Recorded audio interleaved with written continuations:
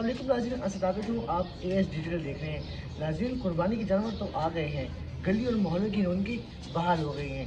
बच्चे अपने मनपसंद जानवर के साथ मौज मस्ती भी कर रहे हैं, सेल्फी भी ले रहे हैं और इनको प्यार भी कर रहे हैं, और बल्कि प्यार के साथ साथ इनको मनपसंद खाने भी खिलाए जा रहे हैं। अस्सलाम वालेकुम रहमतुल्लाहि व बरकातुहू। मेरा नाम निहाल है। मेरे फादर ये दुम्बे लेकर आए हैं।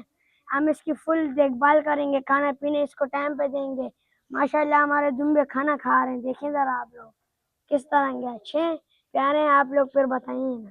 अस्सलाम वालेकुम। ये हमारा मेरा नाम मुनीब है, अहमद मुनीब है।